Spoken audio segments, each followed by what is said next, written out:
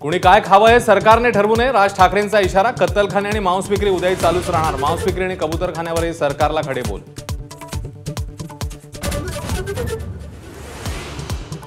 मुंबईत ठाकरेंची शिवसेना आणि मनसे या दोनच पक्षांची तळागाळात ताकद. युतीबाबत राज ठाकरेंचं सूचक वक्तव्य. मुंबईमध्ये इतर पक्षांची ताकद नसल्याचंही केलं वक्तव्य.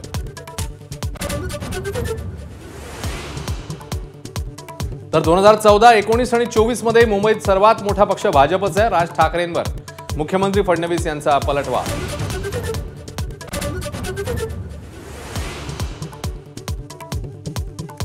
स्वातंत्र्य चळवळीत भाजप म्हणजे आयत्या बिळावर नागोबा. काही वेगळं झालं की नेहरूंच्या काळात झालं बोलून टीका करतात. जनसुरक्षा कायद्याविरोधी निर्धार मेळाव्यात उद्धव ठाकरेंचा भाजपवर निशाणा. बीडीडी चाळ पुनर्विकास प्रकल्पातल्या लाभार्थ्यांना फडणवीसांच्या हस्ते चावी वाटप. सोहळ्याआधी मुख्यमंत्री, दोन्ही उपमुख्यमंत्र्यांचा एकाच गाडीतून प्रवास. मुंबईत आज विकास कामांच्या उद्घाटनाचा धडाका. 380 कोटी रुपयांचे ट्रेनिंग सेंटर, 2 उड्डाणपूल, स्टाफ क्वार्टरचं उद्घाटन. मुख्यमंत्र्यांसह दोन्ही उपमुख्यमंत्री, केंद्रीय मंत्री पियुष गोयल उपस्थित राहणार.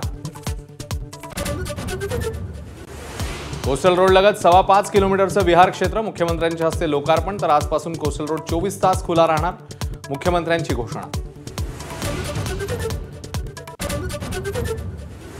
स्टंट करणाऱ्यांची खैर नाही, मुख्यमंत्री फडणवीसांचा इशारा. रस्त्यावर प्रात्यक्षिक करणाऱ्यांचे टोचले कान.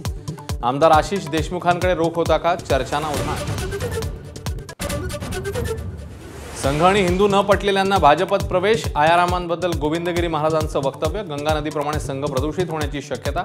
संघाने सावध राहावं, गोविंदगिरी यांचा सल्ला.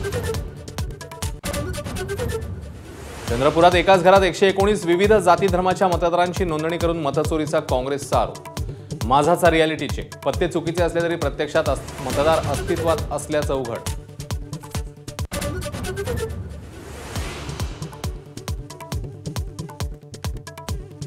वंतारा प्रकरणी सुनावणी 25 ऑगस्टपर्यंत लांबणीवर. महादेवीसह सर्व सत्तींना मूळ ठिकाणी पाठवण्याची, वनताराला प्रतिवादी करण्याची मागणी.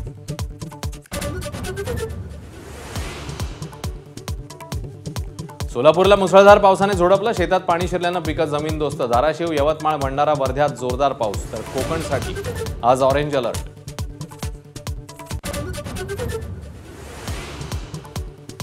जम्मू काश्मीरच्या किश्तवाडमधील चुशोती भागात ढगफुटी. 30 जणांचा मृत्यू झाल्याची भीती. मदत आणि बचाव कार्य सुरू.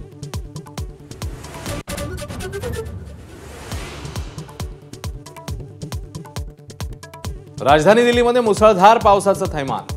कालकाजी परिसरात झाड वाहनावर उन्मळून पडलं. दुचाकीस्वार जखमी. घटनेचा सीसीटीव्ही समोर.